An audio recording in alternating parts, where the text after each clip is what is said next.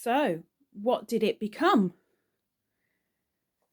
It became a very fluffy cushion.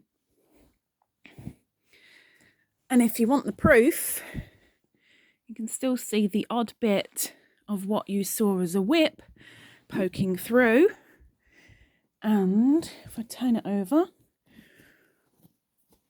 I separate.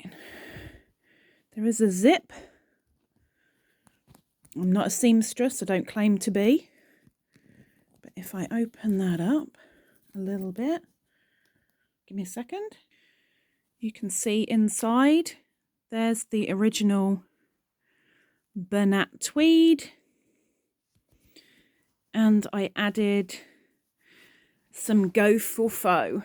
And now I have a new sofa cushion. And it's so fluffy!